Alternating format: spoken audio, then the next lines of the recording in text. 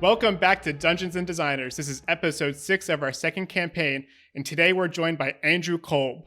Hi, Andrew. How's it going? Hey. Hello, thanks for having me. We have to pretend like we haven't been talking for the last 10 minutes. Well, yeah, It's the magic of podcast. It's not the first time we've spoken. Right.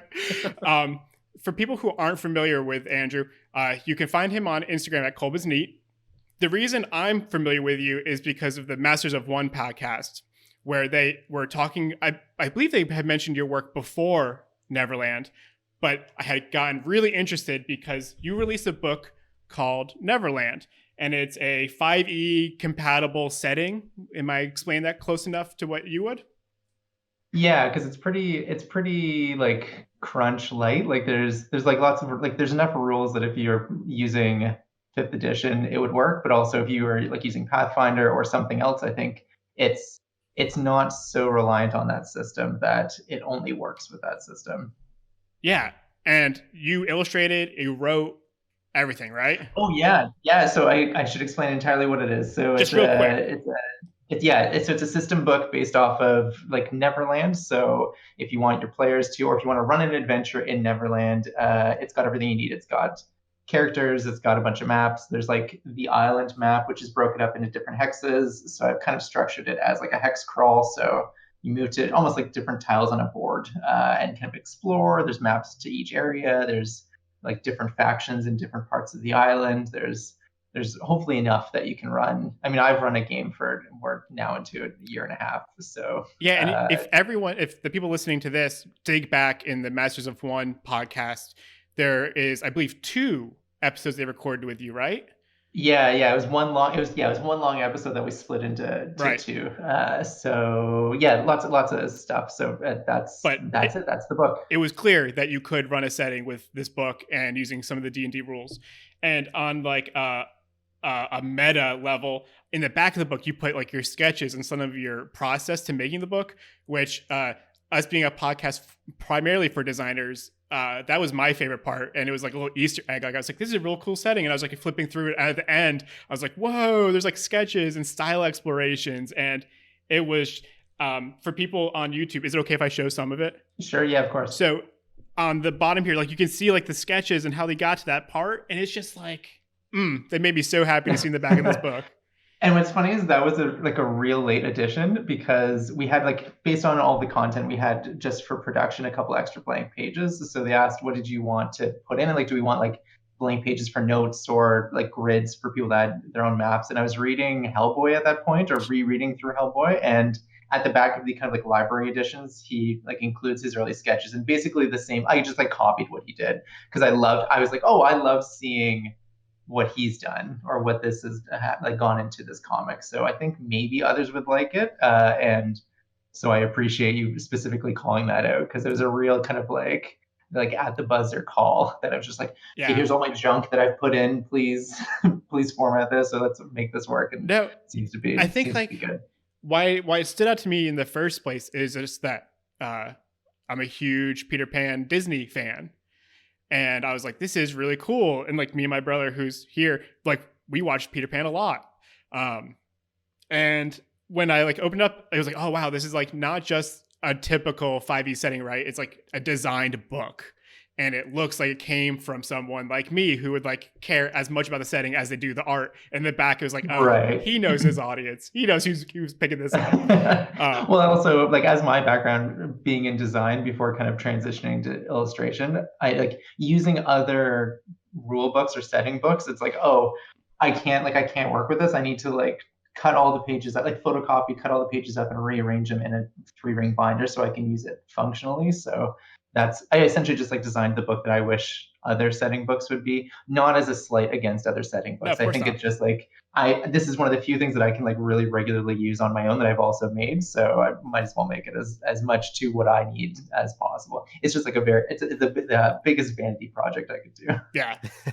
And then in addition to this, you released another book called recently, Necronomicorp, and it was like Inktober, right? Collection of illustrations. Yeah, so that was in a completely different vein. Totally because different. Most of my time is illustration. The like month of October when there's like a bunch of different art prompts and that, I took the prompts from an illustrator and then made essentially like a product catalog off of them. So each spread has the product illustration and then like the coupon for that product, or like the kind of like, if you were to get the catalog from Necronomicorp, then what would it look like? So Perfect. That's it. Yeah. And people can find all this and other prints and books and other materials that you made on kolbisneat.com, right? Yeah. I mean, yeah, that links to my shop and Perfect. to other various sites. It's all there. Cool. And we'll share all this in the description or whatever of the podcast, and then we'll sum it up at the end again. But I think for now, let's just get back into D&D. Peg can't release her podcast because they're in a cave and there's no signal. And really, you guys took like a short rest in this room that you had defeated a metallic-y gargoyle thing that came alive, right? But when you even took your short rest, you guys were attacked.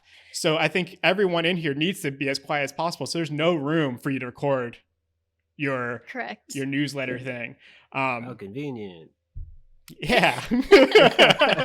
But you guys were still able to take your long rest so everyone's health can go back up. You're in this small kind of 20 by 30 foot room with the fallen android gargoyle at the feet. The android that has been accompanying you, I believe yesterday, the character's name was Mr. Forrester? Mr. Forrester or Sir Forrester. Sir Forrester. Sir Forrester. Like a sandwich. But the robot having shut down and to like recharge for the night, as you all know, the memory will have been wiped. So that is where we're going to start our session today. You guys are all sort of waking up in this small room. There's an android in the corner or against the wall maybe who, when waking, will not recognize you. You guys, all of the, our normal players have relied on his companion to kind of reset his memory each day. But because you guys got caught in this cave system, he's not with you anymore, so he can't aid you in this. And scene start. So he's starting to stir a little bit. Are they starting to stir? Or maybe you're starting to stir. Okay. I don't stir. Yeah, I think the android is just standing, probably facing the wall, just motionless. Wick is going to grab the shield that the giant robot had last week or the microchip looking thing that it was hitting her with. Yeah. And just kind of drag it over there and just put a hand on the android's back and say, "Hey, are you okay? We came in here. It looked like you had just gotten hit by this. Are you doing okay?" And if that is me, then then the android turns around and says, "Good morning. Nice to meet you. I am whatever name you want." And it just waits. Oh. And it says, "Oh, very well. Good morning. I am O. And you are?" "Oh, I'm Wick. It's nice to meet you, O." And Wick is a 4'11" Kinku raven humanoid type creature who, when she speaks, it comes from an electric voice box that sounds a lot like this voice that I'm using right now. Okay. Just for convenience and so that I don't have to speak in a high-pitched Kinku voice. Not that you couldn't do that. Fantastic. Don't make me do it. I have to read to the kids every night, and I've been putting in the practice. I got my reps in. Yeah. And she just offers a claw up to O and says, "Good morning. It's nice to meet you. I'm glad you're doing okay. We're me and my friends," and she kind of points back at the other two, just are going to go check out the rest of the cave. I hate to leave you in here alone. You look kind of beat up. Would you like to maybe come with us?" She says, or they say, "That is wonderful. And who are your friends?" And I'm going to kind of drop the microchip unceremoniously and just turn around and walk over and say, "This is Peg," and wave very... I'm kind of curled up in a ball, sleeping. And this... Tabaxi. Okay. This is the trash elf. Hello. Elisar. And Oaz at this point picked up the microchip and is like kind of like hastily following Wick as the introductions are made, and then drops it and then explains, "You dropped this," and then also says, "Good morning" to both of you. Good morning. Okay. She looks at it, not convinced she can carry this around the entire time because this microchip weighs probably about as much as she does. Yeah, it's big. Assuming the Android can carry this without issue, did I? You could. Yeah. So Absolutely. If you want. what happened before taking their long rest? I've got those hollow bird bones. They came into this room and there was like a table with an android statue, and the statue was holding out with arms outstretched this computer chip that had wires coming out of it, and it almost created like a sun motif, but to tech. Gotcha. And the android had come alive and started attacking them with this chip, and then one of them disarmed it. And And Peg. Mm-hmm. so then there was this chip laying on the ground. So it's big. It's like, a couple feet, but like pretty light metal. So yeah, if you wanted to pick it up, you could. And it just so happens to be sitting in front of the door now, right? I think you guys put it in front of the door. Until you I see moved. that. Until I moved it. Yeah. Oh, okay. Okay. And in addition to this like kind of broken up android gargoyle type thing, there's also a small crab-like android thing that came in and attacked them at the night. They like came under the door. So in addition to like three strangers, there's just like metal robotic bits kind of a shroud. And just because we didn't get the Peg update, you guys were attacked by stalactites that fell from the ceiling, but were actually worms. You found mechanical traps in one of the rooms so that this isn't all just natural, like people are living or working down here. You saw a giant like ravine where when you looked down into it, you couldn't see the floor. It was just darkness. So that was, instead of for you, Andrew, that was really for my normal players who might not remember kind of the things that we tried to go through last week. But now you're there. Never forget. All right, so we're going to attempt to use Owlbear again today. So I'm going to bring up the map for people watching on YouTube. But like always, we'll explain what we're doing. So you guys are in this small room. Our squares this week are 10 by 10 feet, so they're quite large. So you guys can fit all four of you in one. There's a door to your north that you guys kind of locked and kind of tried to secure shut. Everything in this room is kind of like carved stone, almost like a cement texture. On the outside of this door is more like a rough cave wall. So it's like this has been finished off and nice. If you guys open the door, you're back into a more natural cave system. What would you guys like to do? Always just standing there, ready and waiting. The door's I'll leave open, yeah. leave the room, yeah. Yeah, we'll leave the room. I was planning to like crowbar it open. This is so easy. Okay. Yeah, you guys came in. You can easily leave. Woohoo. Once you exit, Wick's gonna look back at O and say, "Hey, we can just leave this microchip unless you'd like to bring it. I have no affection attached to it." So I guess O picks it up and says, I don't think I have any need for this," and then drops it, and then points to kind of the other debris around the room and says, "Do we have any need for this?" Not at the moment. No, we can circle back if we end up needing any. Thank you so much for asking, though. Let's go join them and head out. 2 thumbs up, and then follows out. Doop doop doop. cool. So as you guys exit the door, you guys came from the left side. So you're most likely going towards the right. Am I right to assume that? I would assume that. That's what I would want. Cool. O would not assume this and ask, "What's to the left?" Been there, done that. So, Very well. And then turns and starts walking to the right. So as you guys walk, the cave is still quite rough. But when you kind of get all the way down to the east side, let's see if that updates. It did, yay. Oh, perfect. Look at it work. Yeah, today we're cooking with oil today. Man, Owlbear, it always works. So you guys go down this cave system, and it's extremely roughed out and looks very similar to the entrance, right? There's no like repetitive stalactites or anything like that, so you can feel a little bit safe. But it's just a natural cave system that kind of wise, and on either side there are metal doors with kind of idle screens, like idle displays on them. And then below the display, do you guys know like those rotating drop-off bins at post offices? I think they're called barrel drop-offs. You like pull it and it rotates, and you can put a package in, and then you can shut it. Are you talking about like a mailbox? Yeah, like that. The blue ones. Yeah, but they have like, it's a big, so it's made for like a package, not envelopes.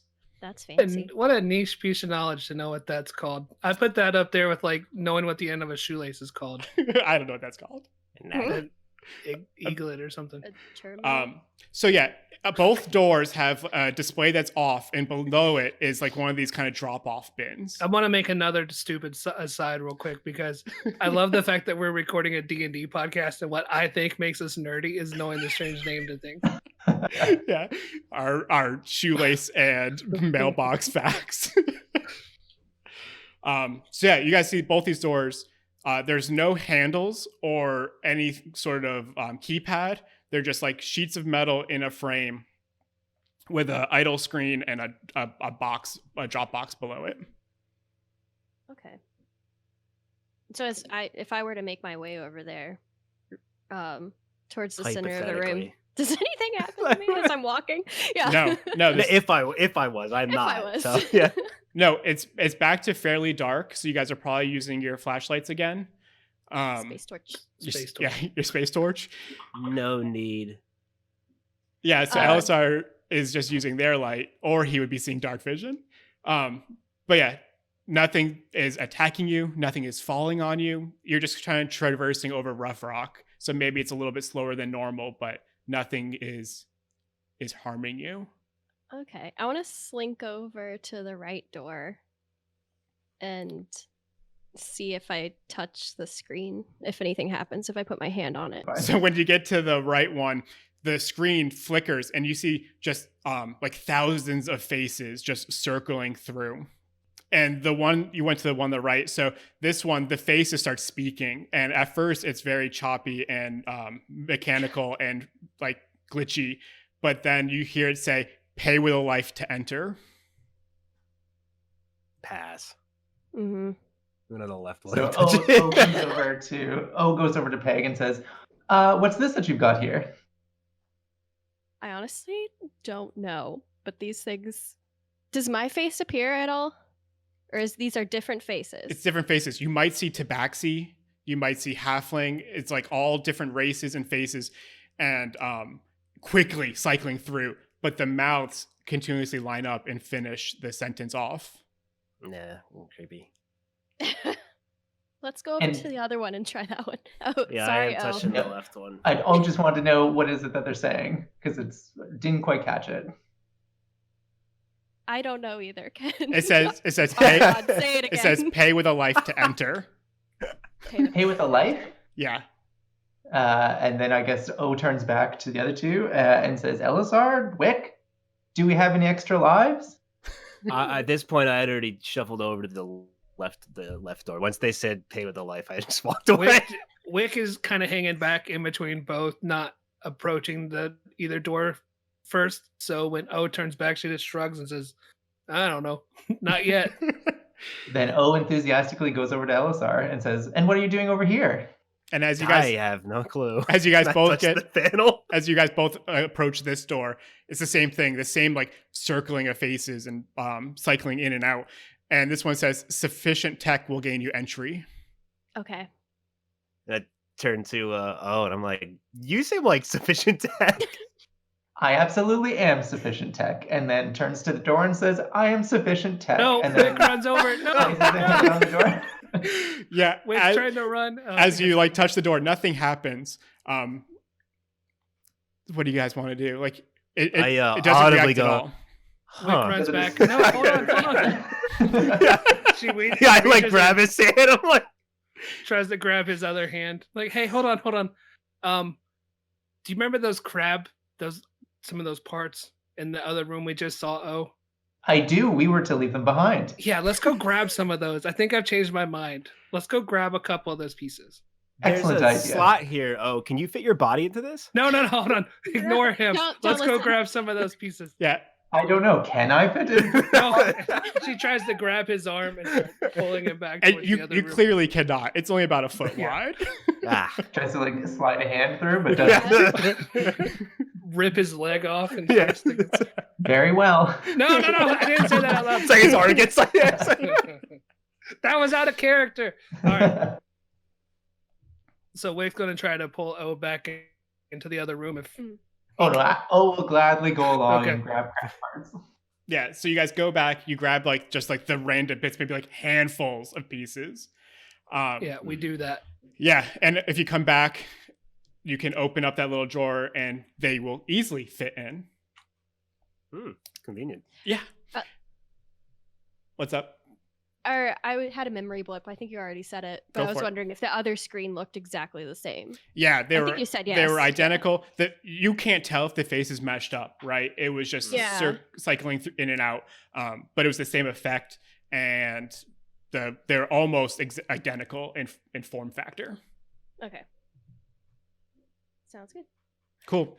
So you guys put in this kind of space junk TM, and you close the drawer, and the faces kind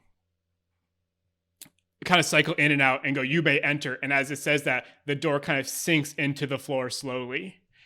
And O is like on tiptoes trying to peek over as it's descending down. So as the door goes down, and Andrew Kolb looks over the closing door, and what you see in there, I can only describe in like modern terms, would look like a big prop room in this cave. So when you look in, you see tons of shelves of just different items. You'll see like hats, tools, just tons and tons of things, and the door will come to a close all the way down to the ground. And then O turns back to the others and said, "Is this what we're looking for?" No, but I This- love it. That. I want actual clothes. So is there a rack with shirts and pants? Oh yeah, it's tons of stuff. And it doesn't just look like halfling things like the local city. You'll see things from like your home world. And things that you would have seen on Lathander's Ring. It's just like a giant accumulation of different props. As if like you went to Hollywood and you went to like a random prop room for like various movies. It's just like rows and rows of stuff. Now I'm getting a little freaked out because I'm putting it together that the screens are all different races of people and that this might be their clothes, that I'm really confused. And it all looks clean or used? Clean. Clean? Yeah. Is there a drow section? Yeah.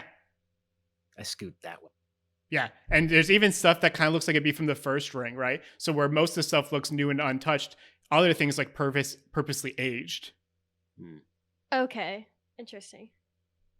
I'm gonna get a pair of like green pants and a white shirt to change into. Sure. And I don't know, that's not ripped and cut. Oh, well, it already have like a little hole in it for my tail. That's perfect because it's for me.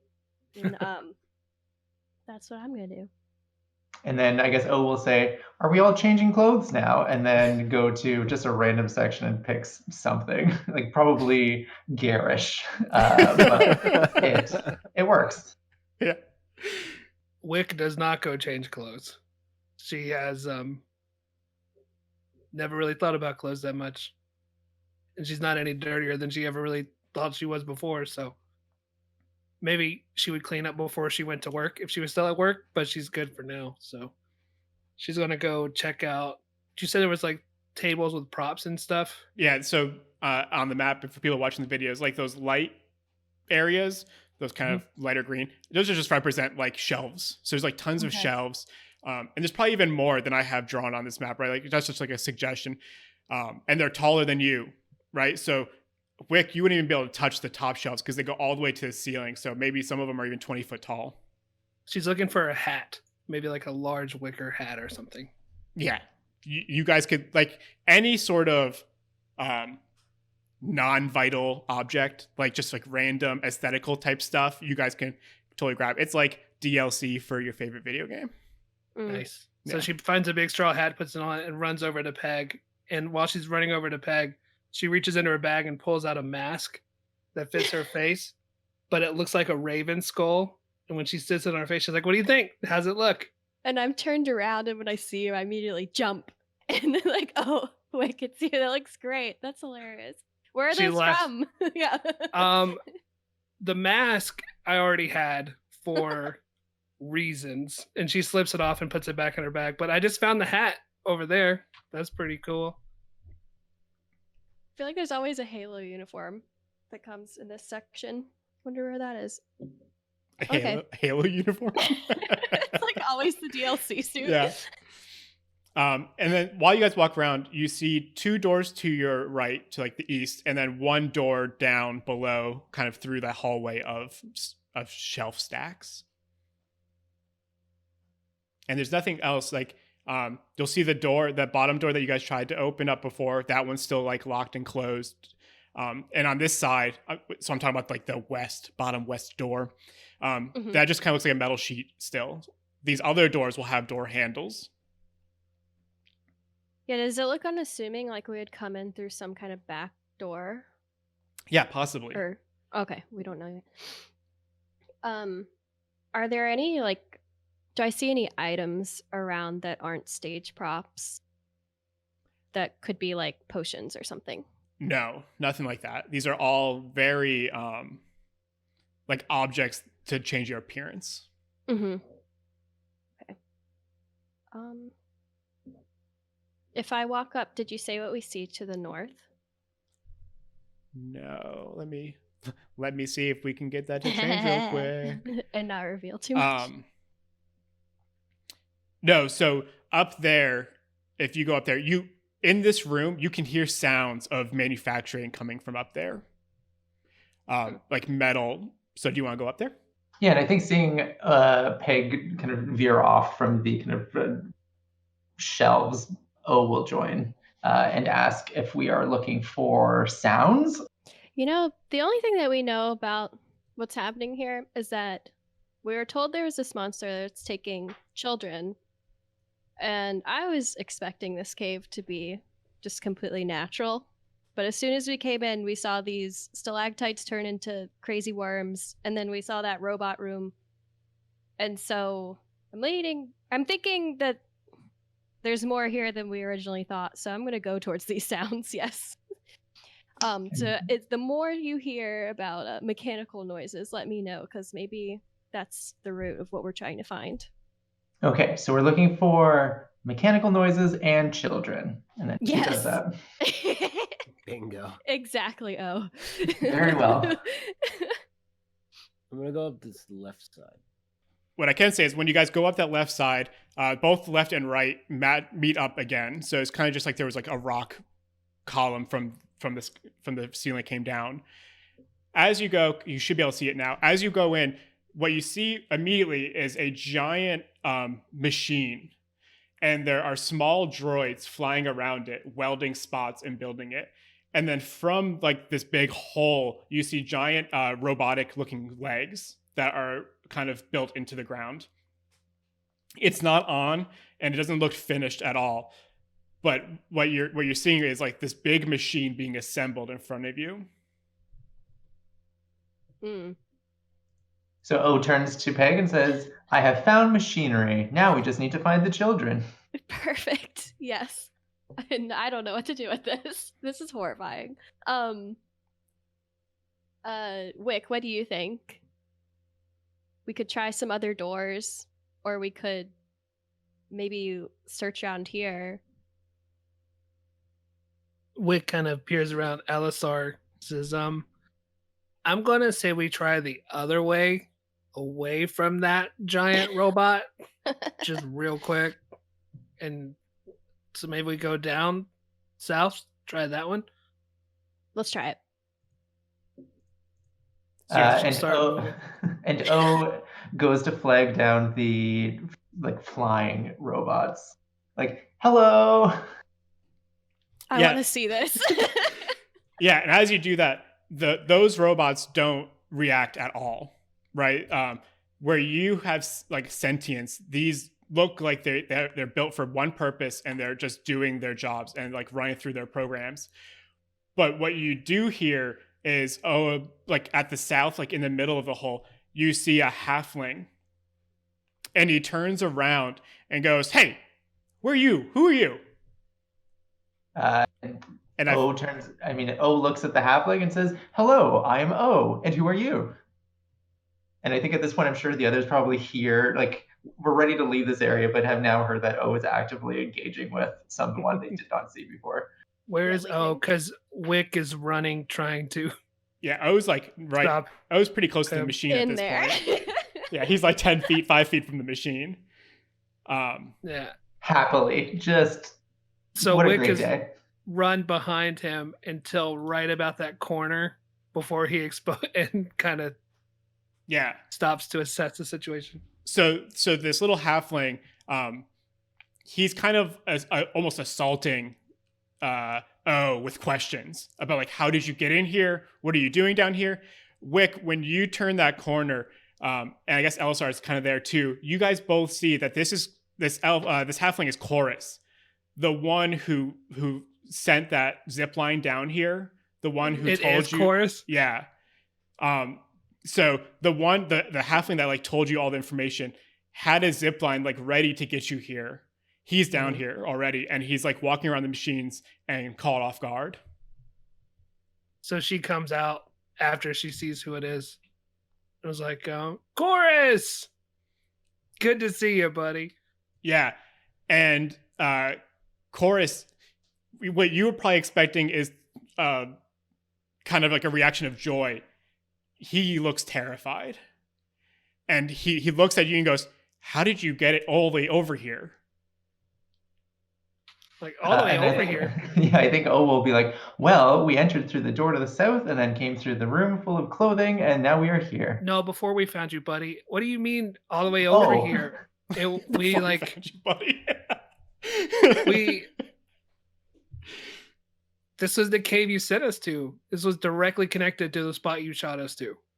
Yeah, and as you're like trying to explain and understand, you watch Chorus start running at you, and when he's like within 10 feet, you watch his entire body start shifting through different appearances, just like the screens on the door.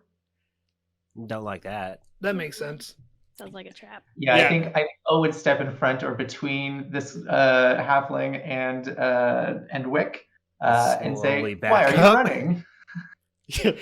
And when you get in there, the halfling jumps, tackles you, and rolls. And immediately when he like reaches you and touches you, you guys both turn in. Like he turns his form into you.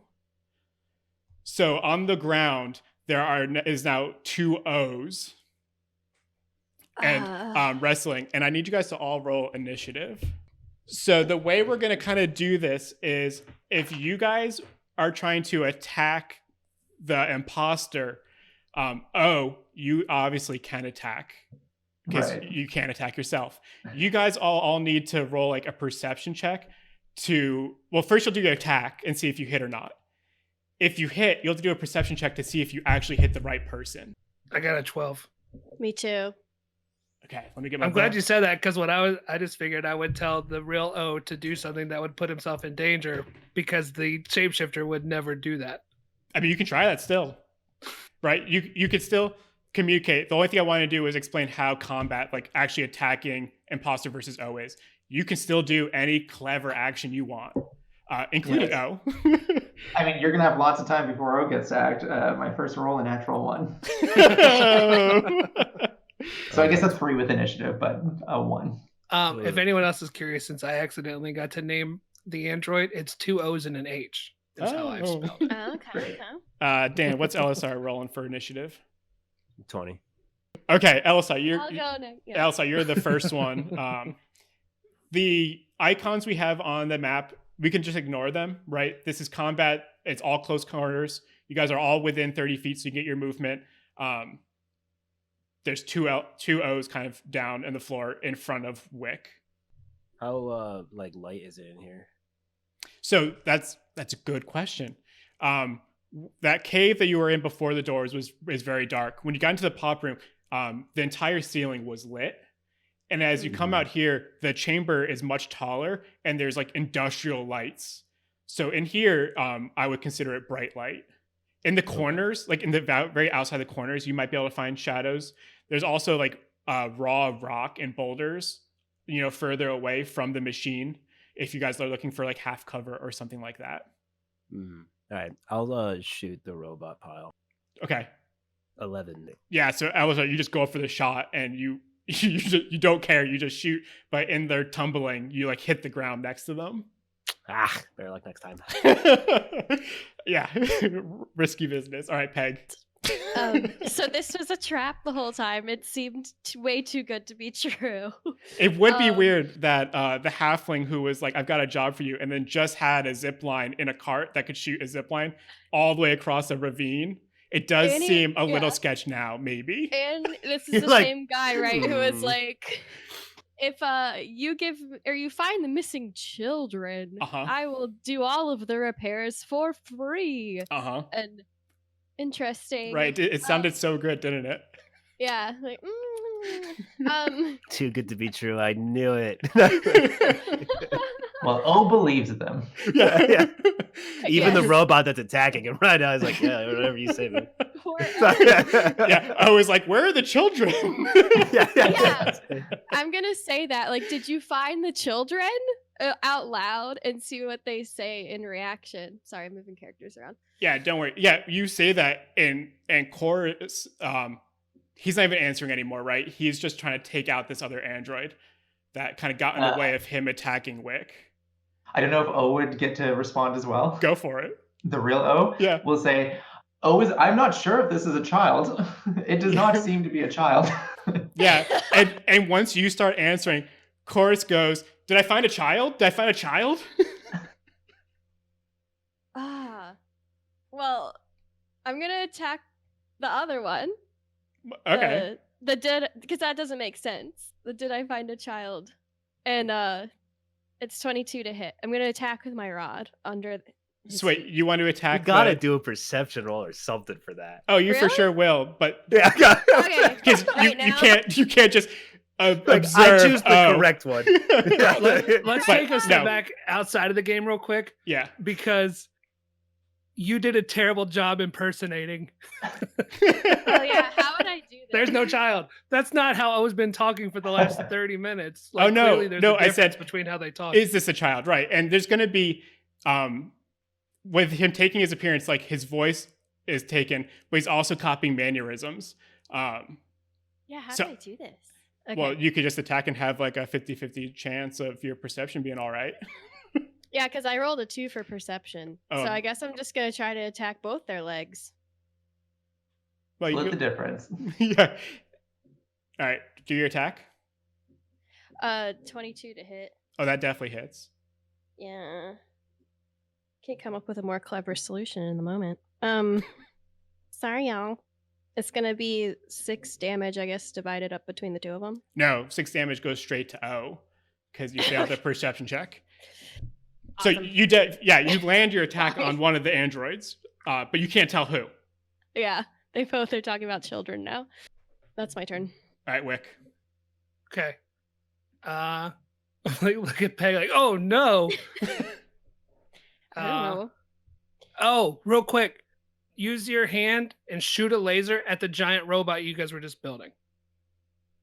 I don't know if I could do that this turn, but Yeah, I will. You can go for But I it. will- We'll let you. Yeah, both of them. If O does, the chorus O also just reaches out and goes to shoot just like you asked. And is the movement pretty like almost 1-to-1, like just a hair's breadth Yeah. after? Like it's almost okay. Yeah. Gotcha.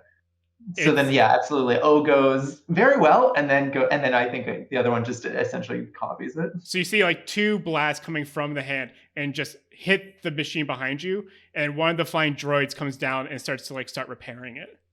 Ooh, nice. Okay. Well, then let's just try to. I'm gonna try to hit the one I think it is.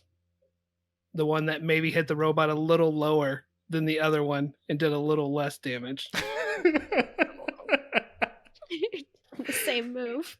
That's a nat 20 to hit. That Let's hits. use now. Let's do it. And perception check, Yeah, do your perception check. 16. Yeah, all right, you'll get the right one. Okay.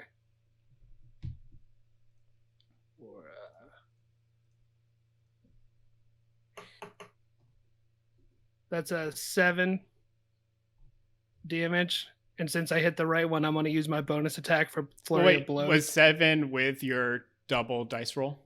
Oh, no, that was 1. Thank you. Mm-hmm. That's 12 altogether. Okay. And then flurry of blows, 2 more unarmed strikes. 10 does not hit. Mm-mm. Does a 13? No, I don't believe Okay. so. Then neither of my flurry of blows hit. But I got that first 12 damage. Yeah. So both androids have now been damaged. One, a decent amount more. Okay, so that's going to come down to Chorus's turn. And being the other android that Wick just hit, he's going to kind of roll over O and then go in for another, just like a unarmed type of attack. On who? On O? Yeah. Oh, okay. So you watch as, and you don't know if it's O or Chorus attacking, right? Like you just watch one of the androids on the ground attack the other. Does a 21 hit O? Does a 21 hit O? It does. Probably. All right. But by a hair's breadth. He does 7 damage. Okay. And then, your turn. Your natural 1. Thank you. So sorry, I just gotta track my health. Quickly turning to the party. O confirms, are we engaging in combat? Yes. It appears so. And then you see, I don't know, maybe we could define what O looks like. Like what do his eyes, like what do their eyes look like? Yeah, so you're both very humanoid looking androids. I believe your eyes on the art is like a turquoisey green. Okay. And you're both wearing, well, you just changed, didn't you? You were both wearing like purple suit pants and a green suit jacket. I don't know what you would want to wear now. Very Joker aesthetic. No, that's absolutely what I'm going for. Stripes and plaid all day. Okay. But I think what's most notable is after engaging with the rest of his or their comrades, then not Chorus. Well, maybe, but O's eyes dilate and turn red, and then just goes, "Oh yeah!" Kool-Aid man. Yeah. And what I will say is, like, while you're doing your rolls, I'm gonna give everyone advantage on perception checks from now on because of that like request of like, are we attacking? The other one just automatically like went for strikes. Yeah. So even though they're still moving around and it's gonna be confusing on which one is which, you'll get advantage because like you at least for this moment right now know which one's which. All right, what attack are you doing? So to confirm, I can do 2 melee attacks. Yes. Then I'm doing 2 rocket punches. Yeah. So the way rocket punches work is like you get a little thruster out of your elbow, and they go in real nice and hard. Great. So just Pacific Rim, I just go boom, boom, right into the torso of Chorus. So it looks like I've rolled a 19 and a 13. Okay, 19 hits, 13 does not. Okay. So 5 points of damage. Of fire damage. Perfect. Oh no, that's the laser. Sorry, then it'll be bludgeoning damage. Yeah, no worries. So 5 damage. Yeah. And then we're gonna go back to LSR. Frustrated with my last miss, I'm gonna reload and fire off again.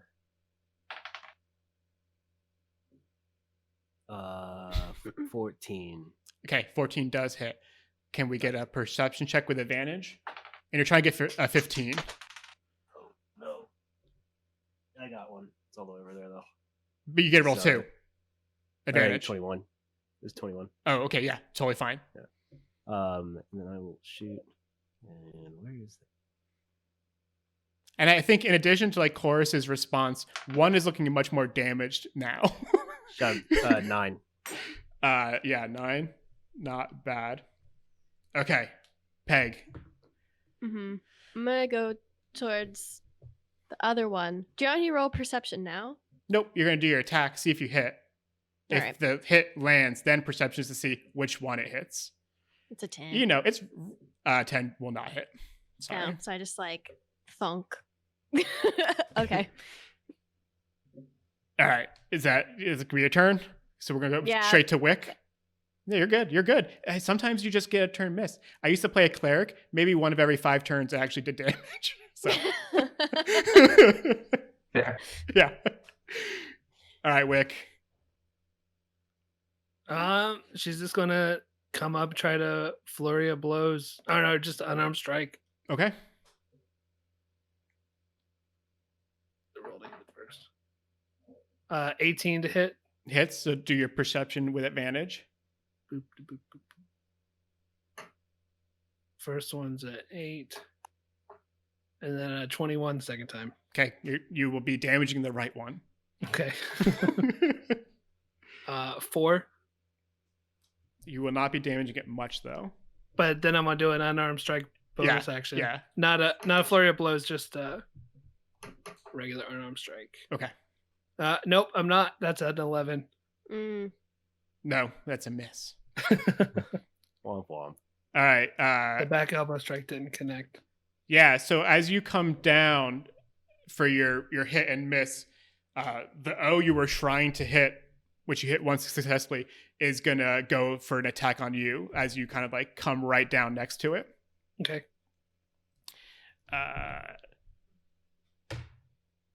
Okay, 23. That's a hit, and that's gonna be 10 damage. And then your turn. Just like full of enthusiasm and rage, O runs over to the other O and grabs the head of this other O with their hands and tries to blast it with his laser blast. Natural 1 and a 14. Okay, 14 hits. Great. It's like the dude from The Boys with his laser vision. 4 points of damage. Okay. Of fire damage. As you see, it's just head Yeah. light up. Yeah. like a Mild lasers. Okay. At this point, LSR, you can either make a conscious decision to attack the one that's head is like on fire, or the other one. Totally up to you. Well, I know which one's which. Yeah, sure. No, but like, do I know which one is the real O? I think you've gotten you're getting it. Yeah. Okay, then I'll attack the one with the fire. Okay. Okay. Yeah. No, I won't. So you fire another one to the ground. Yeah, Maybe like, maybe you're just distracted by like this carnage of the lasers going through the guy's head. it's Peg. the droids. I have ADD. It's the droids episode. Yeah. Do it. Peg. Yeah, I'm gonna try to get in there, and we have advantage on perception only, right? No, you don't even need a think perception so. anymore. You can just do your raw attacks. Yeah, we're just going. I got a 20 to hit. That definitely And then, hits. I'm gonna take my rod and kind of swing it like a baseball bat at Okay. at his back. What's the intention? To decommission him. Okay, But he's cool. a person. Not to kill him, but to knock him out. And his head's already on fire, so I don't want my rod to go on to be As you- damaged. I think As you strike, you say, just enough. This is a moral dilemma. yeah, I go for your attack. Don't worry. I don't know. He's probably already dead. Like, He's on not. his He's way. not. Yeah, he's not looking great. It's 9 points of damage. Okay. Yeah. Don't worry. You don't have to be the one to kill it, but it will die. Wick. What would you like to try to do now? There's no one else in this room, right? Just the droids, and there's like a bunch of them all circling around the machine, repairing the He's two holes. also our only hope of finding out why he lied to us That's true. and misled us to this situation. Right? That we know of. Could If be. I put the fire out and tie him up, Mm. will he die, or is that a total waste of a turn? I don't think it'd be a waste of a turn. Okay. I'm into this. Not that you can hear me. I mean, a good way to tell the O's apart is the one that's bound and the one that's not. Right. Yeah. So The one that's on fire, Mm. severely burned and disoriented. okay, so just give me an unarmed attack, and we'll use that just to see if you can get over there. And 15 plus 5, 20. yeah, all right, you're fine. Yeah. Okay. So you take your rope and you start circling the guy who's kind of on fire, and looking rougher. If I need to heal him, I can do that too. Like that's why I was asking, like, if he's that close to dying. Oh no, he's got a little bit of life left. Okay. So we're gonna pause combat. If we get back into it for some reason, we'll use the same initiative. But there's now. I guess I throw dirt on his head to try to put the fire out. Okay, yeah, you just rub his head in the dirt. Yeah, just extra hard, just to get the point across. Okay, so you have who you think is Chorus, who you know is Chorus, tied up. O is probably standing by now. No, O is still actively and enthusiastically trying to fight. So I think while Wick is binding him up, Yeah. I think Chorus goes in, or not. Who Yeah. am I anymore?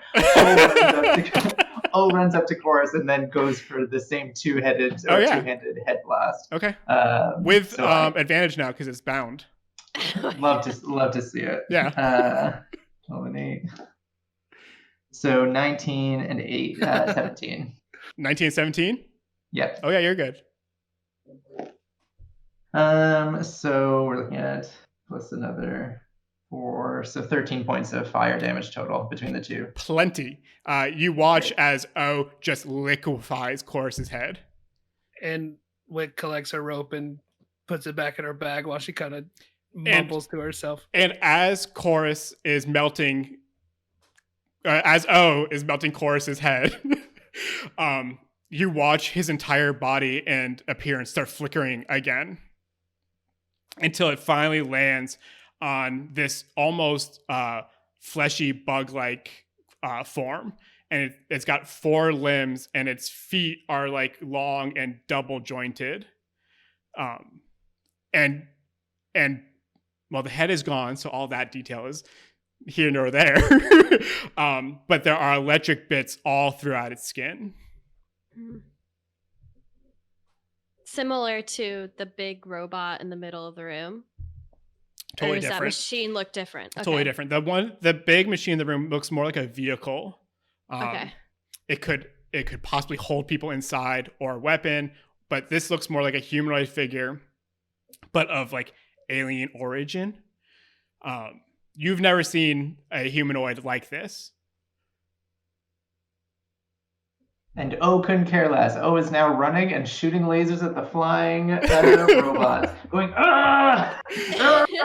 Yeah. Ah! Yeah, so you guys are all around now deceased Chorus, and there are just like molten droids just dropping from the air. Or And drones. O will not Drones. stop. Like combat is over.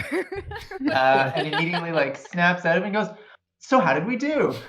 Oh, we did great. Oh, good job. Yeah. Yeah. Excellent. And then walks over, probably over the corpses of these robots that have fallen out of the sky, For sure. and says, "And what is this?" You did it. Yeah, that's not even I You did a it. Thank great you. Just- job. quietly just say yikes. I don't know what this is, and she gestures at the body. Have you ever seen anything like this? Oh, maybe check your memory bank, see if there's anything in there. So No. snaps upright, and then eyes kind of roll back into the head. But I think we'll spin indefinitely. Yeah. Yeah. It's a repeating like while loop. It's just like you're gonna make it crash. And she like, taps it up. It's okay. And she's gonna have to come up with a whole new personality and name. She starts tapping him on the shoulder, trying to get him to snap out of it. It's okay. It's okay.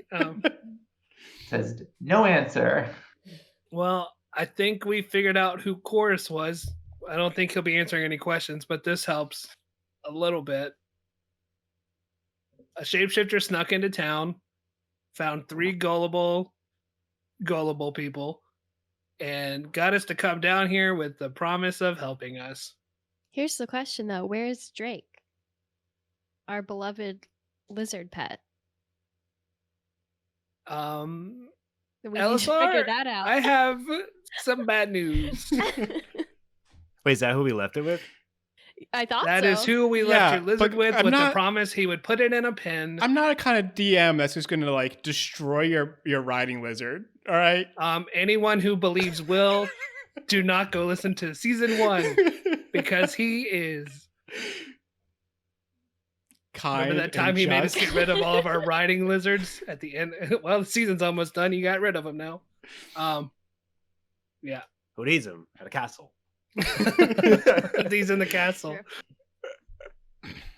Well, I'm guessing there's no children. There's something though. I mean, he didn't just build this to trick us to come down here. Well, there's like That's true. other doors that we can see, correct? We can keep exploring. Yeah. Yes, there are. If you guys like walk around the machine, like the machine would have blocked your view. You guys never like got to the other side, but LSR is always interested in wandering around, right? So So is Meg. Yeah, we got so it's big. So yeah, you see the ravine that you couldn't cross before. You see that to the west. There are 3 doors to the north. Mhm.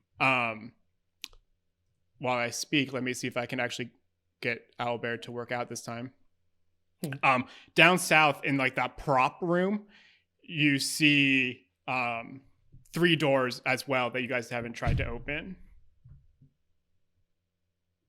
Oh, there's that sneaky one on the diagonal. Okay. And I think O will suggest, shall we each take a door? Sure. That sounds What like a could good go plan. wrong? Yeah.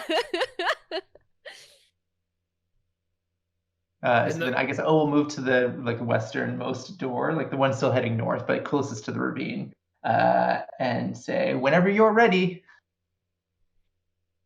Okay. So you guys all, were you trying to line up your door openings? Or were you guys kind of going for it? I mean, O would. I Is think it the same so. screen thing? No, these don't have screens. They're like normal metal doors with like handles. I start jiggling the handle the second I walk up to it. Yeah, so LSR, you guys might not know it. LSR pulls the door, it's locked. And I just yell out, mine's locked. And then as, O says, "Oh, we're opening? Okay." And then O Yeah. opens their door. and all of your doors are locked. I have a crowbar. We could go one by one. Yeah. So you take out your crowbar and you start looking at the door and trying to find out where you can jimmy it in. And these look completely sealed. And there's no keypad. There's just like a handle to open and close it. But there doesn't even seem to be a way to unlock it. There's no keyhole, you said? Mm-mm. So there's nothing I could use my lock picks for? Not these doors. Just flush. Base lock picks. Then I'll shift over to this door. Yeah, same thing. You can feel it like move a little bit maybe, but it's as locked as the others. Nuts. If O tries their simple palm laser on the handle, like at the point of just like where the handle meets the door, does it respond at all? No, you guys watch as maybe out of frustration just starts to try to fry this door handle, and the metal gets like deep red, but it doesn't budge.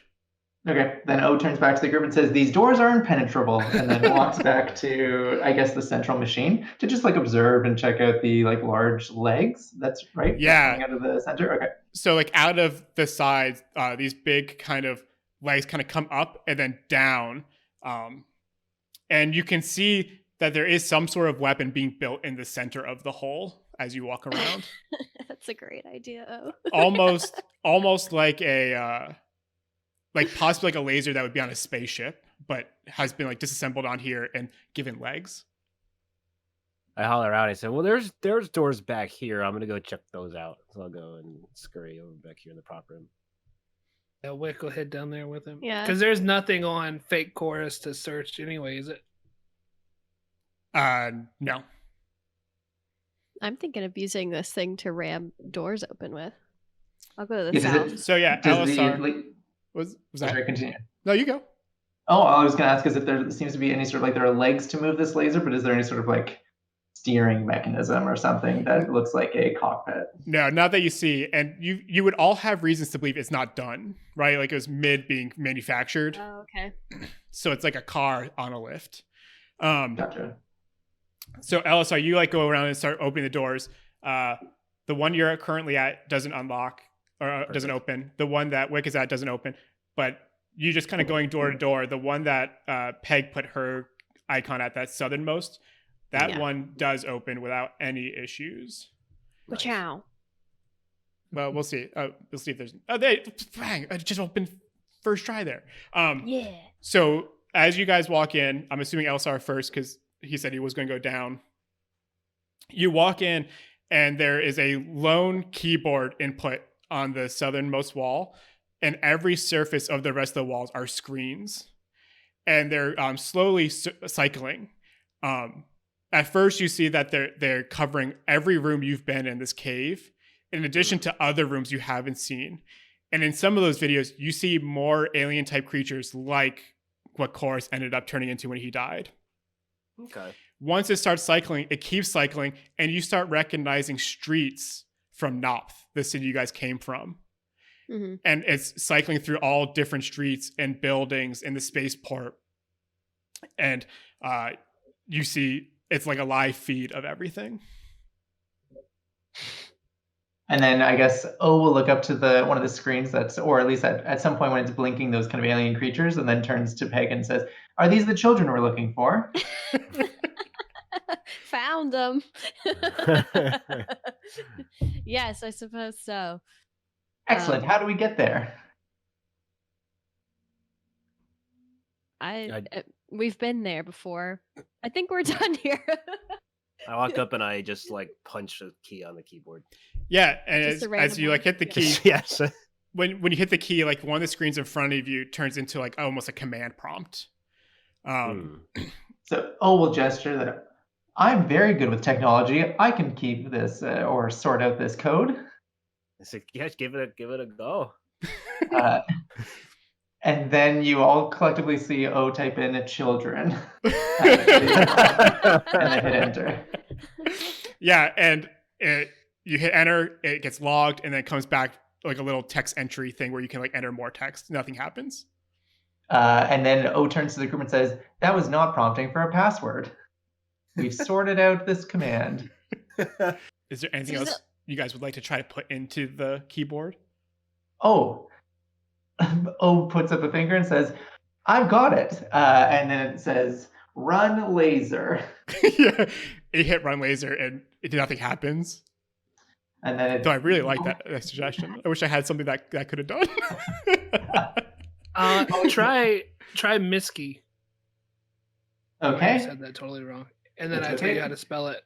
Types in Miss Key. Or Miska. Try Miska. Yeah, that was it. Oh, the wolf spider. Miska. Very well. Yeah. Miska. Yeah, nothing happens relating to that. What about the name of the planet? Anadia. And then O ignores this prompt and types in unlock doors. Yeah, and you hear behind you, like in outside near the prop shelves, you hear those two doors unlock. You have no reason to think the other doors didn't unlock. They're just really far away. And we're kind of like, did you ignore the prompt? And then O turns to Wick and says, "Absolutely not," and then types in the planet word after unlock doors. Yeah. And nothing happens. No harm. I was just surprised. Good for you, buddy. Hey, I appreciate it. Thank you. Way to be. Way to be. Yeah, good touch, brother. Robots will rule. Good touch. And then O turns to the group and says, "Shall we all take a door again?" And then starts walking towards, I think, the machine doors, like the farthest north. Mm-hmm. Okay, so if you go, let me move the camera. Boop, boop, boop. So you guys going back up near the big machine or somewhere else? All right, LSR, Wick, I see you both. I think we're going to try these two, yeah. All right. Yeah, so, O's going north, but cool. I mean, what the others do is so who was down? It was LSR and Wick were down below, right? Yep. Those two, if it ever shows you, there's like bunk beds in there. Maybe left the party. Oh, great. My probably just crashed.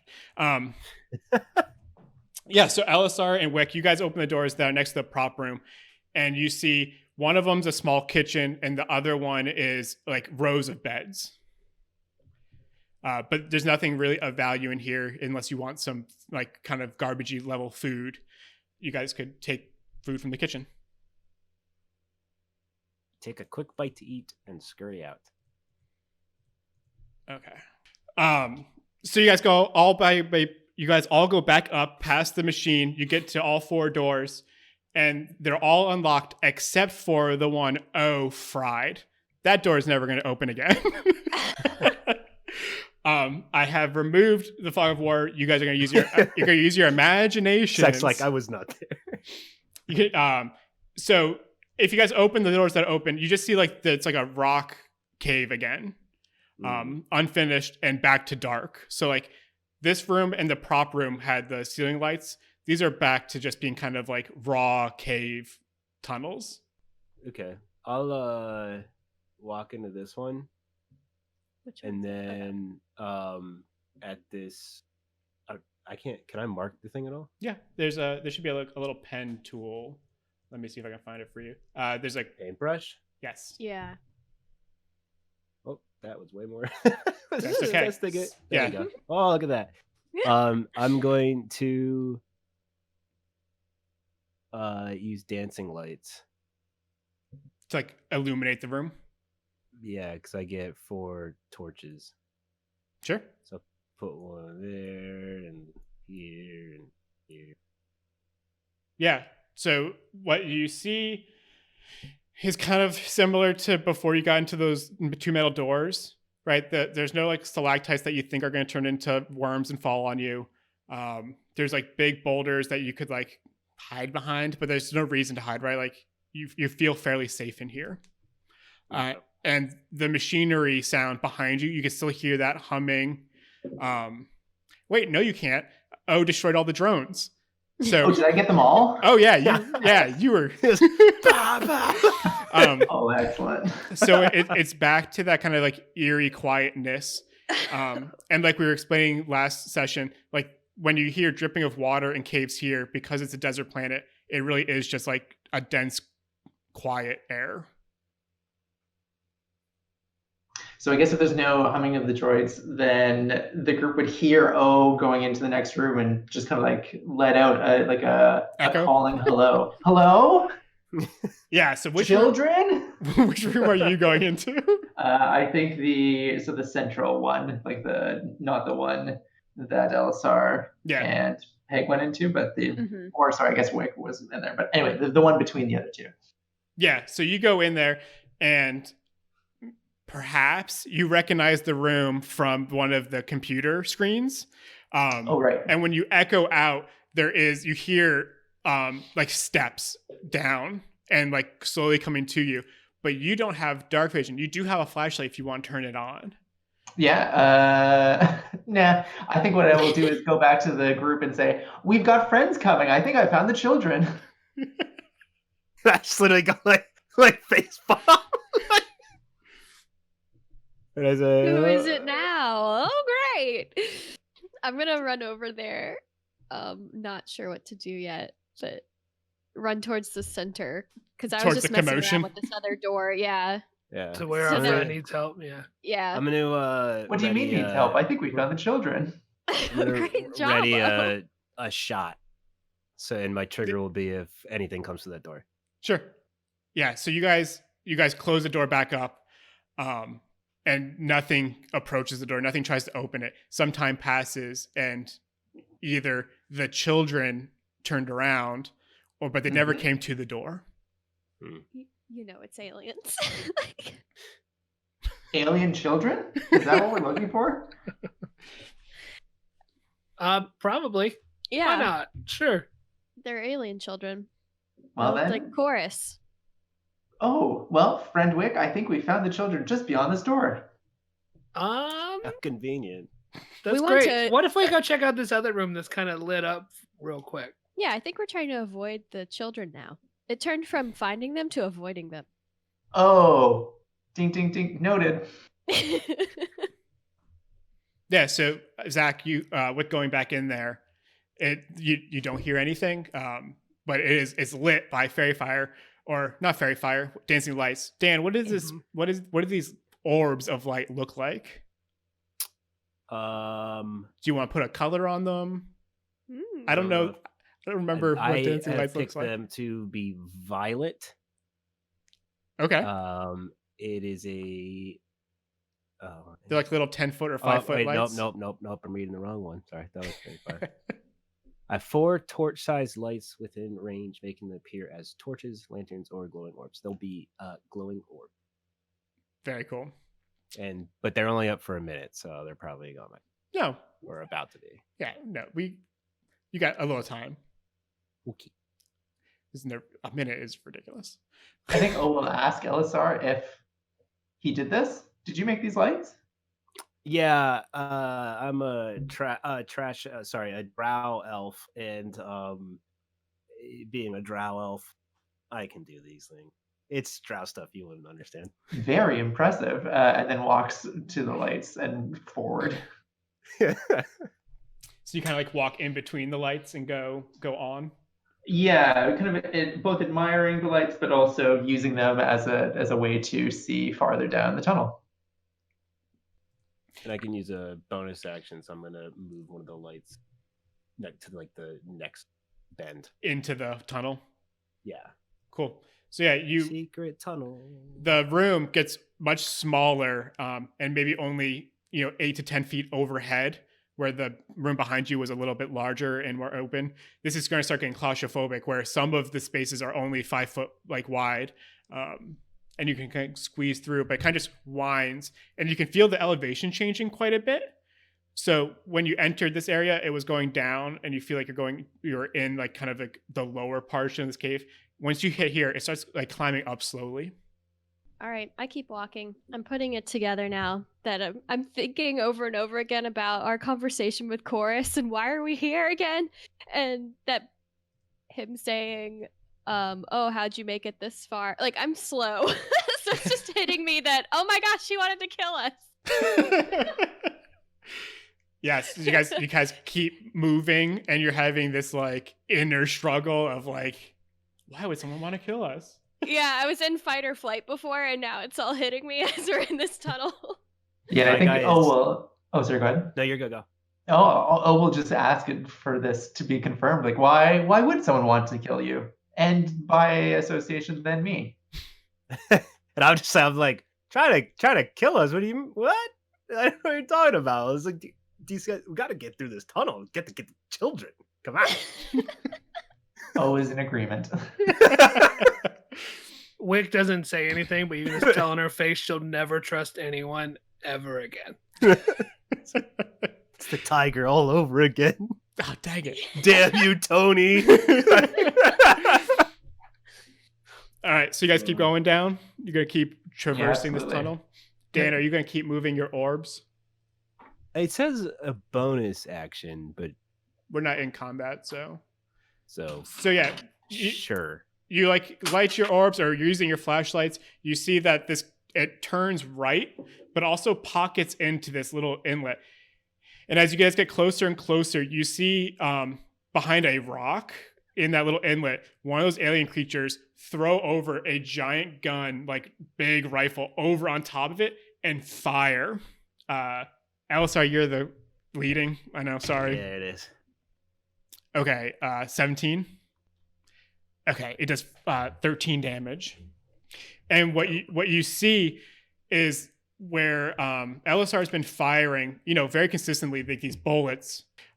This big rifle shoots like a molten piece of lead. So what you see is almost like a tracer round in our modern time, just like this red orb. And when it hits Elisar, this like hot metal goes right through you and like exits the backside, and it's just like super hot. Maybe what's it called when you burn a wound? Cauterized. Mm-hmm. It's like instant cauterized. And I look down, I say, perfect, we're all good. Yeah. And you can hear... You peek through it, put a finger in it, maybe? Yeah, I'm like, this is fine. After he fires at you, he gets behind it, and you can hear the gun charging. So let's all roll initiative one more time as you figure out how to shoot this guy's behind cover. So O will turn to, to Elisar, who's been shot, and says, "Oh, are these the children or an enemy?" I turn to go, they are definitely not the children, and this hurts extremely bad. So it gives a thumbs up, eyes dilating, goes, "Oh yeah!" Goes Kool-Aid Man again. Just runs towards the boulder that is blocking this alien. Is that right? Yeah. It's like the multi-limbed, very similar to what Chorus looked like. Right. Okay, great. I've put a little token on the map for you.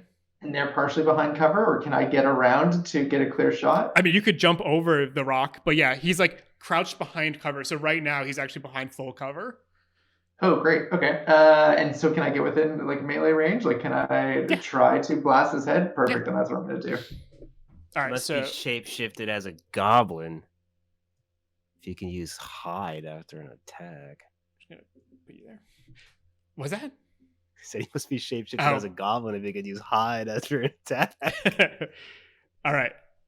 Also, definitely not learning in that I'm jumping behind a full cover with a shapeshifter. Don't mind me. Yeah. Okay, so sorry, a 14 and a 22. Okay.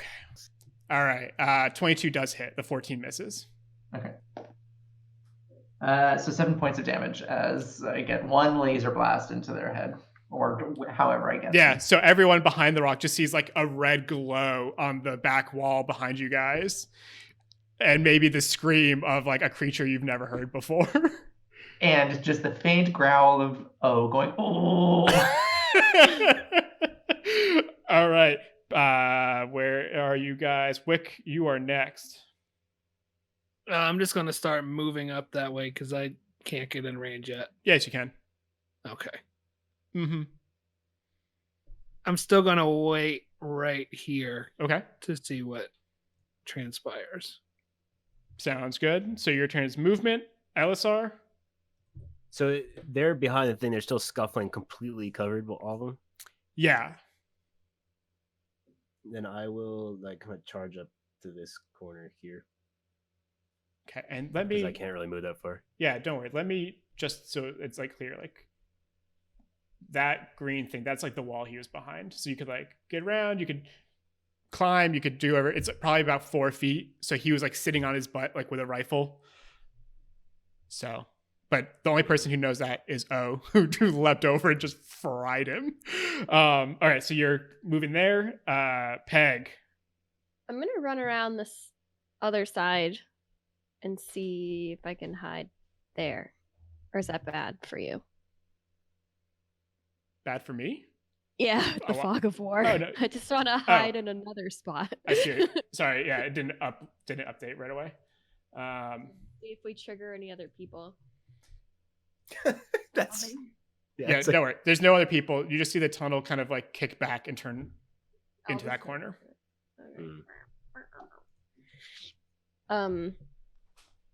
Because yeah, there's people behind that still that we hear that LSR is talking about. There was O found someone else in a different room there's at least one guy elsewhere. on the other side. Yes. Yeah. That we don't know where yet. Okay.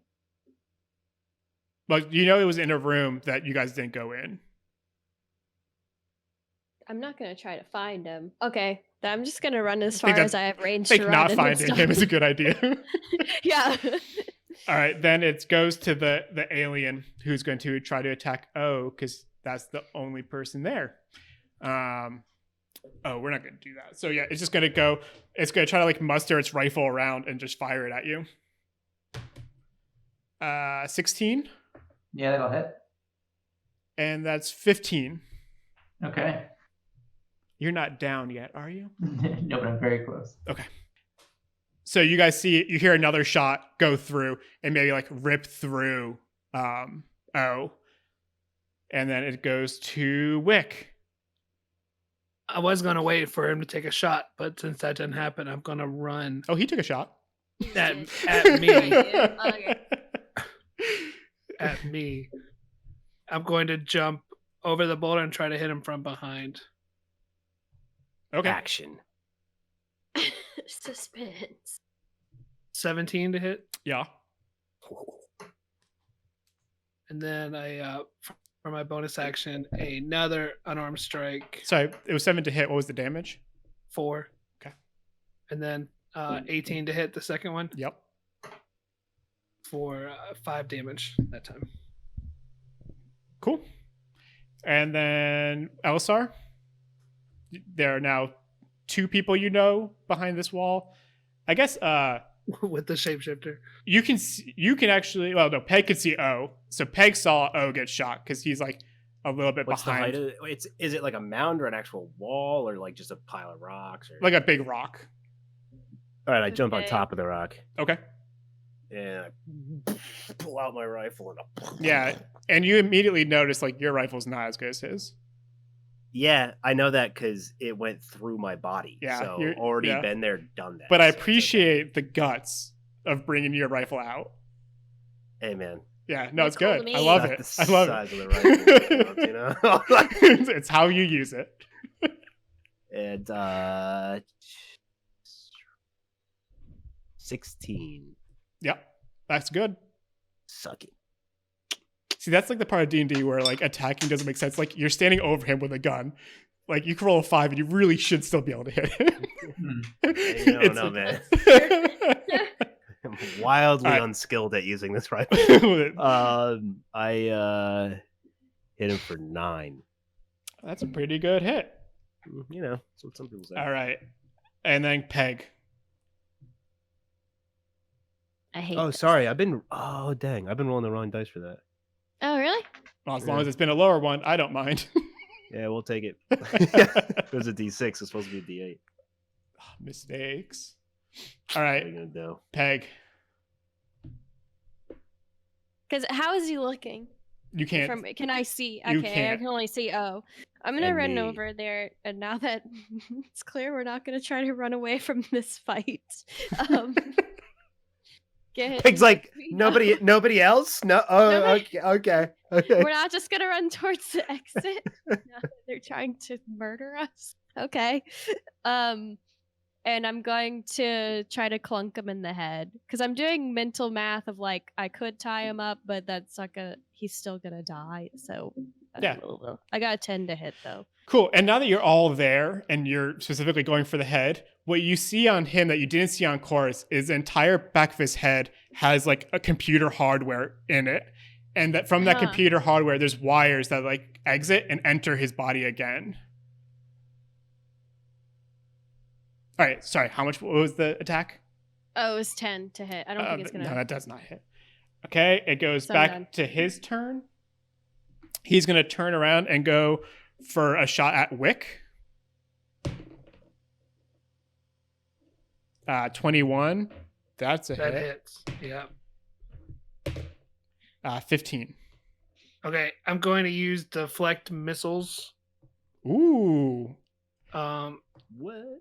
So I use my reaction to deflect or catch the missile. Well, all right. You do not want to catch it. It's Well, I'm molten. going to- It's molten metal. Sure. I'll Just want to give deflect you a it heads then. up. Yeah. Then I I'll work deflect to or deflect it. deflect it. Yeah, no, deflecting is fine. I just want to give you a heads up for a little bit of meta. I guess I rolled that as a hit, like a 20 plus 5, right? I'm not That's sure. a 16. To hit me? Yeah. Yeah, that hits me. But And did you have then to if catch? it's- Did you have to roll first to see if you could deflect it? When you use your reaction to deflect the Yeah. missile, when you are hit, when you do so, the damage you take is reduced by 1d10 plus 6. Oh, if I reduce it to 0, Right. then I can hit you. So you reduced it. I think I believe I did 15. So, no, I only reduced it by 8, so I can't use Cool. it back So against you do like somehow like maybe it's going for your chest and you're able to use your claw like and like yeah. yeah. And like it still burns you, which makes sense. And you didn't catch it, which makes sense. But I only take 7 damage instead of 15. Yeah. Perfect. All right, LSR.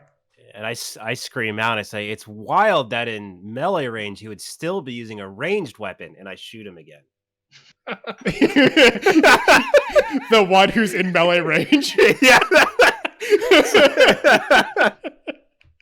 I like That that. was Also, my I love- thing. I like the hypocrisy. It's good. Just incredible amounts of props to you, Dan, for playing your character in such a way that that actually makes sense in character for you to say that. Yeah, not so bright. Yeah.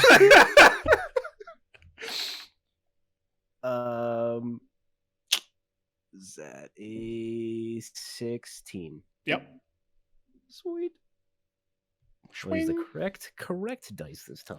Roll Little the secret roll hack the of mine. D8. Oh, jeez, it was way worse. It was so much worse. 5. Roll a D6. Yeah, I should have. All right, Peg. Oh, wait. It was better, Before so- before Wick, I skipped O's turn. I'm sorry. Oh no, that's fine. Before I me. mean, No, before Wick actually. I just, Oh, because I'm third. Yeah. Yep. So Gotcha. Peg, you'll go after. Okay. Okay. Oh, what do you want to do? it's the same thing. Just blast Yeah. in the head if possible. And 2 very good rolls: a natural 20 and a 22. Yeah, I would say both those hit. Great. So And how do we do double a the natural dice 20? roll and then add the modifier. So Okay. roll it twice. And then add them together? Yeah. Okay. Oh, okay, great. So 18 points of damage on the crit Woohoo. and 4 points of damage on the non-crit. Somebody's carrying the weight. Yeah, and you guys watch as he does that. And similar to Chorus, this man whose head you did get to see this time, is just melted, and the wires from the back of it kind of pop out and are filled with like electric like filaments. And you watch him hit the floor. And O looks up to their friends and goes, "Ee," and then runs down the north tunnel or the north branch. Yeah, so you go straight up. What are you guys gonna do? It's like, I but yell why? at I yell back to O, is there you good, buddy? I'm gonna run after him. Combat's over. And then immediately I'm like, oh, and then like upright turns and says, "How did we do?" She just leans over and just like, you did great. Yeah. And I believe you did great as well. Where are we off to next? That's the know. direction you were going. Just need to go a little slower, I think. Very well. Before I continue walking, I want to know is the chip easily accessible in the back of this person's head that we could examine later? I could remove it. No. On the next head, not that head. No, Oh, because that one's fried it too. is like your Mac Mini in the back of the head, and from it, this Mac Mini has ports. So from it, there's like wires that kind of enter and then re-enter all over the body. That was a sick tech burn. Thank you. Can I This one has ports. can I take the gun? You can. I'll give you the stats later. Actually, I'll give you this. I mean, I have it now, so Yeah. I'll give you the stats. I think O, looking at themselves, recognizes that they are significantly injured and says, "Do any of you know how to repair me?" I might have just the thing. We have And I 3 dig around left. in my bag. Oh yeah, because you've got them, right? Okay. Well, no, you have them, but I used one last time, so there's 3 left. Okay. And I pass you a potion. That's 2d4 plus 2. And I guess O will ask how to use this. Guzzle it down. I don't know. We haven't talked about space potions. So For we're- space robots. Yeah, just come up with a way that it fixes the robot. It's like oil here, and then yeah, kind of yeah. put it on your joints a little bit. And I will Okay. help you put it on your joints. Great, yeah. Just kind of like douses itself in the potion and the various wounds that it has acquired. And I'm assuming it just kind of like vinegar and baking soda It fizzes. bubbles up real gross. Yeah. And just makeshift repairs, just kind of like repairing a junker car. Middle school science fair volcano bubbles up. Except it's synthetic flesh. Yeah. It is Absolutely. And sorry, how much does it heal? 2d8? 1d8? 2. 2d4 plus 2d4 plus 2. 2d4 Right. plus 2. That's hard to say. Mm-hmm. And I say, while I may not use this currently, I would be very okay with holding on to one of those potions now. I toss you one.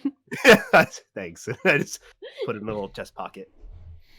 And O turns to Elisar and says, "They are quite effective." Good as new? Or almost? Absolutely not, but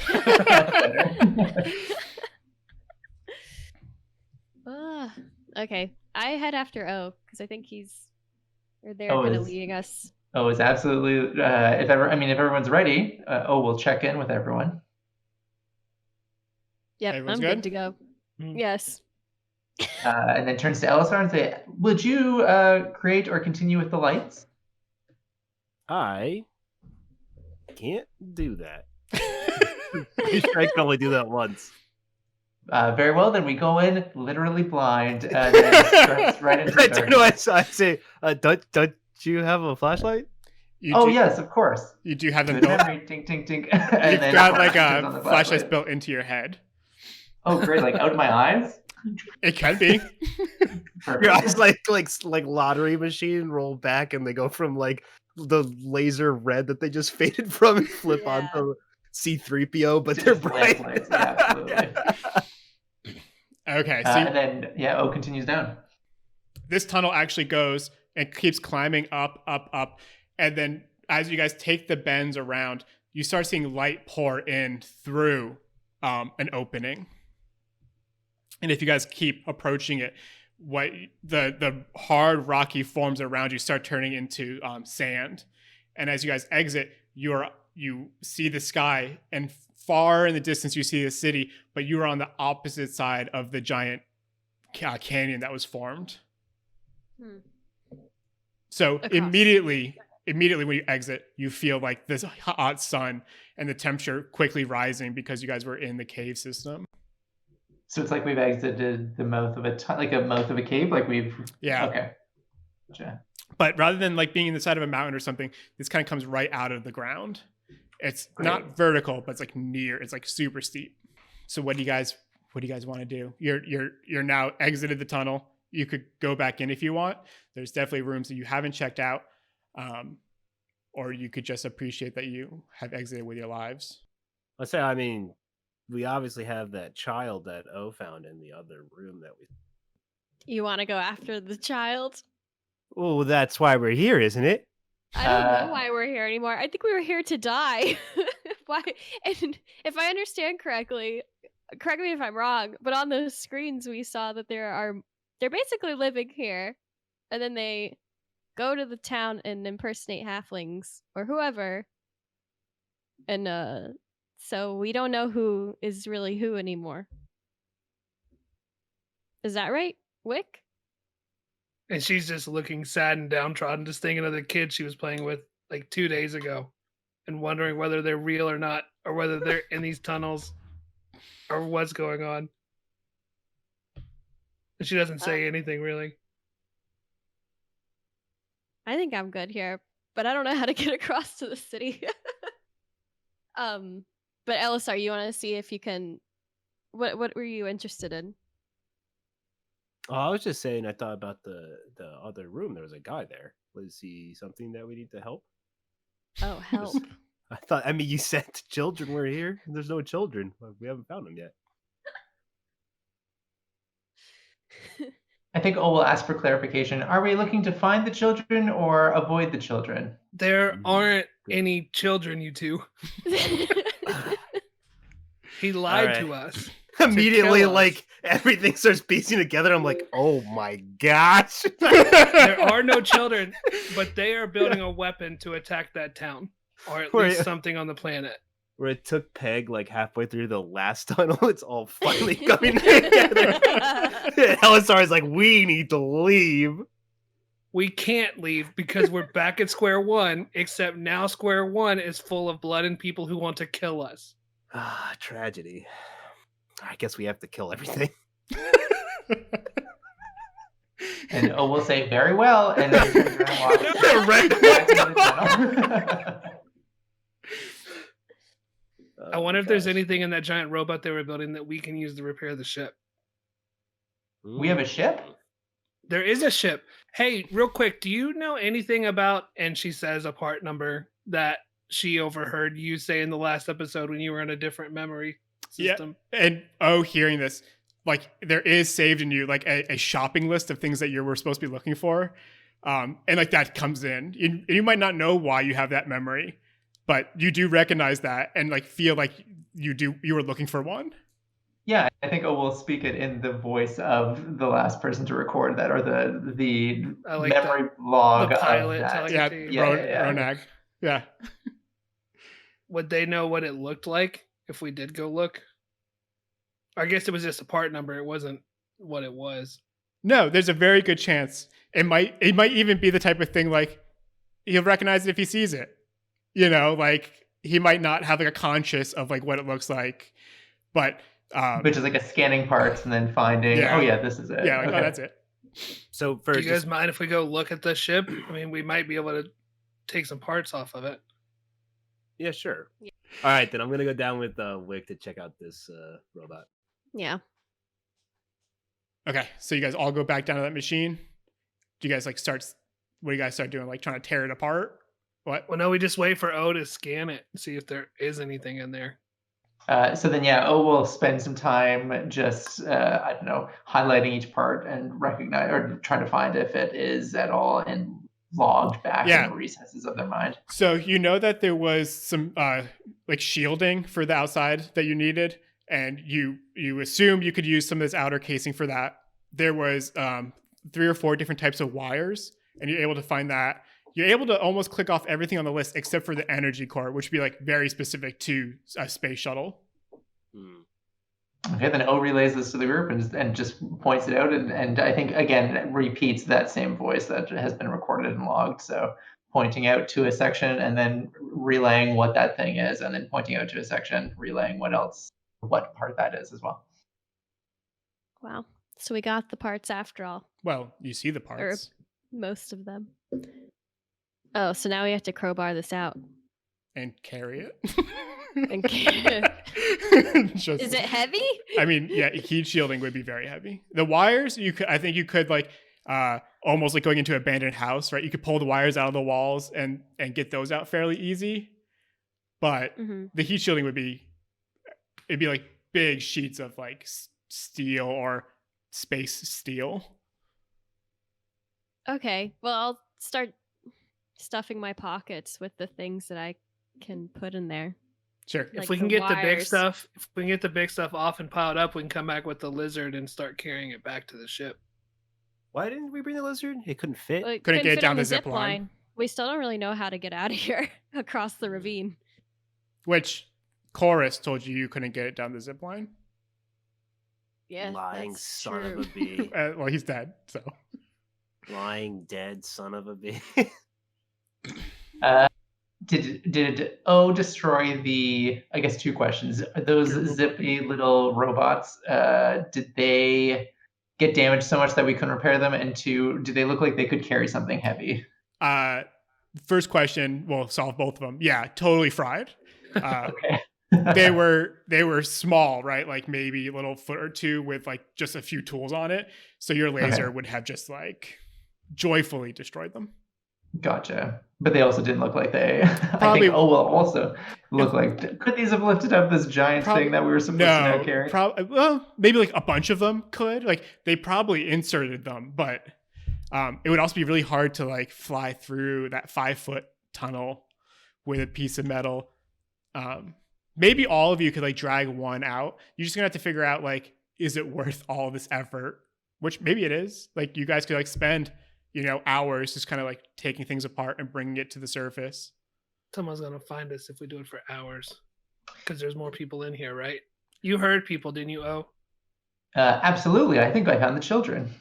Yeah, the children. Let's clear them out. And then I think we'll ask a quick question. Query, how are the children getting here? That's a good question. How did any of these people get here? How did we get here? Well, we a came zip line. down. That's the only one I know, a zip line. And then we crept around some bugs. And then rocks fell behind us. Boy. And now I know we're we're new on this planet, but this does not feel right that this group, and she motions everyone, has infiltrated that nice city full of nice people who welcomed us and are building whatever this is to seemingly attack them. We should probably tell somebody about this. I mean, Chorus was working on a ship. He wasn't just walking down the street. He's been there for a while, acting like he's part of the town. We should tell somebody else. Okay, good point. Yeah. I don't even know who to tell in town or who to trust. Yeah, but you're right. A number of them. Mm-hmm. I miss my lizard, so I'm gonna grab the smallest thing that we need because very and I guess yeah. some groups of piping and, wires and like wiring. Yeah. yeah. yeah, they shove it in my pockets and stuff. And it's In my bag. Yeah. All right, so Oh, actually, I'm very weak. I'm -1 strength. all right, so LSR, Wick, you guys kind of take some wires, other bits that you think might be useful, things that O was like reading off.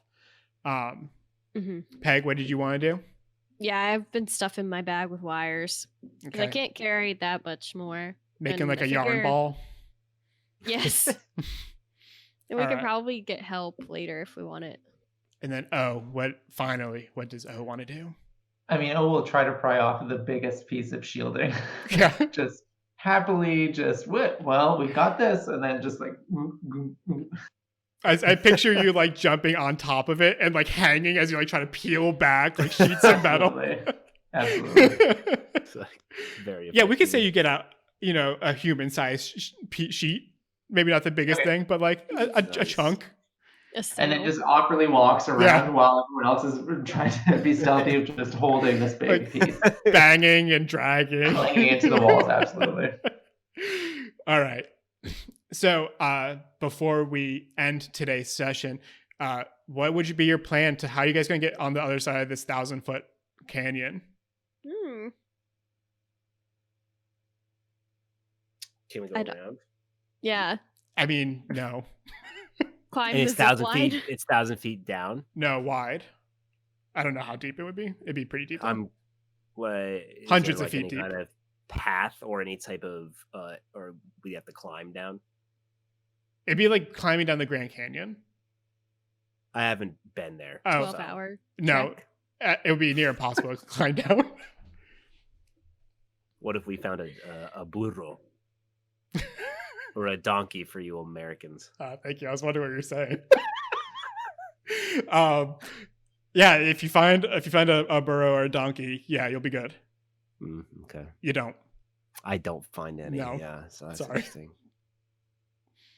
Well, And how did we get here again? This was through a zip line across. Yeah, Like, so across this canyon, you can see like a spaceport behind the city.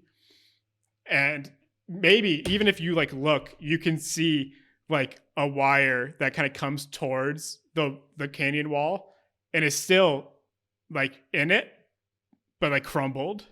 So it's kind of like half hanging out.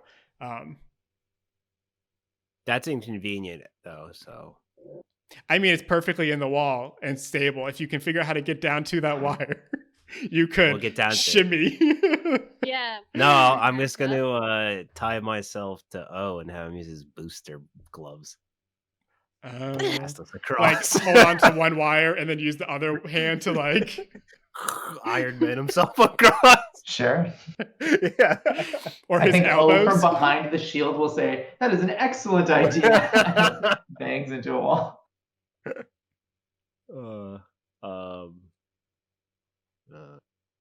So that's what we're trying to do right now to end it. We're trying to get across. Oh gosh.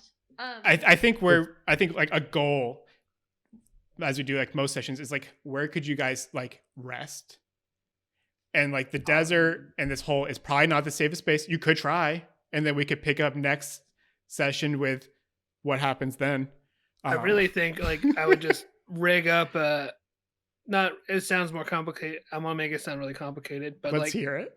tie the rope, like sling it over the zip line, tie the bottom, and then secure myself to that rope, and then just pull across with my hands.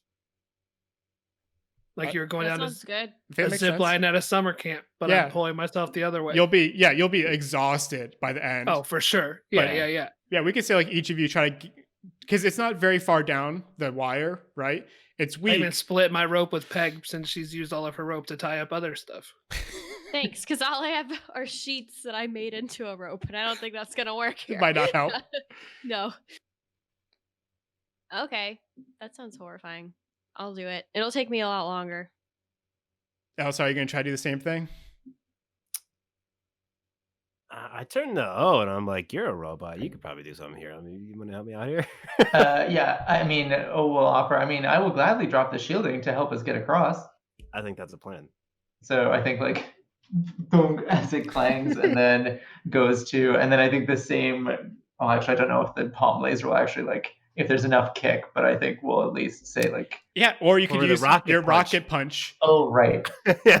You've Right. got enough weird things that you could like gimmick your way across this wire. yeah. So I think then O will kind of grab, because you said the rockets come out of the elbows, Yeah. so I think O will kind of like grab on top of the wire, so that way the arms are running parallel with Sure. the cable, and then kind of like the head will kind of come Piggyback over on. and then offer for LSR to grab on. I like full piggyback. I koala bear onto him. Great. And then absolutely just like slowly but steadily as the rocket punch like thrusters across. Oh. I slowly whisper into O's ear, Excelsior. But just it's so slow. It's like barely making it. Yeah. Eventually, you guys get there. It becomes sunset. Elsa, you do see your guard Drake tied up where he said he was going to. Craig. My boy Craig. Oh, right, Craig. I forgot. And it being night, everything is starting to shut down. And I'm assuming you guys would head back to your ship, maybe, or do you want to try to find a hotel here, or do you want to try to find a guard here? I cuddle up with Craig. And Go to sleep. you're gonna sleep at the spaceport like a I don't homeless think person. we're not going looking around anywhere. Like we don't trust anybody right now. At least No. Wick doesn't. I I'm know. gonna go to I'm- a hotel or something. I am gassed and also half dead. So Yeah. I'm just gonna take a nice long rest.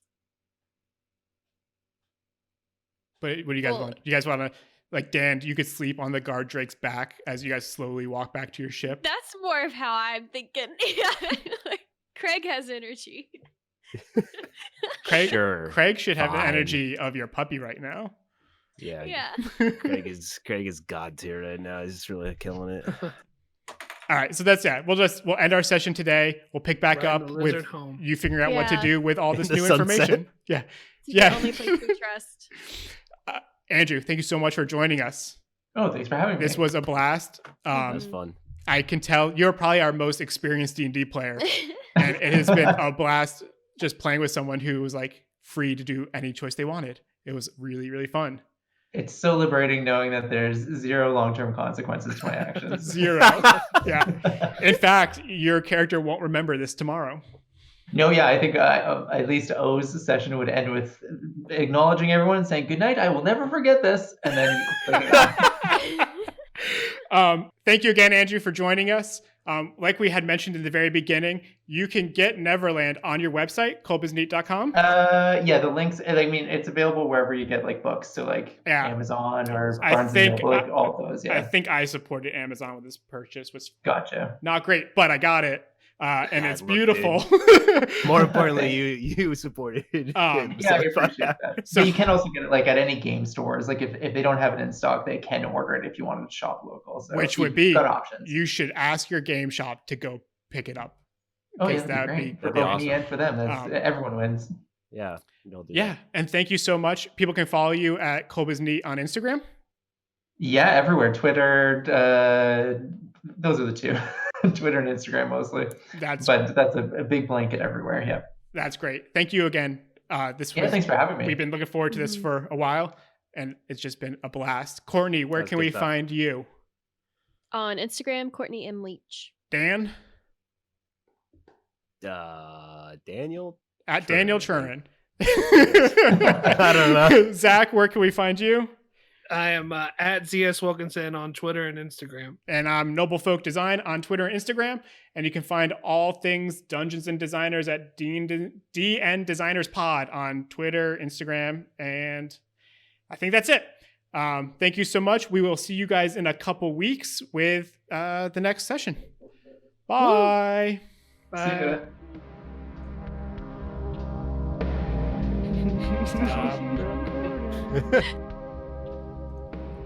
That's another episode of Dungeons and Designers. Intro music is by Mon Plaisir. Editing and animation was done by me, your friendly DM Will. Find this and more in the description.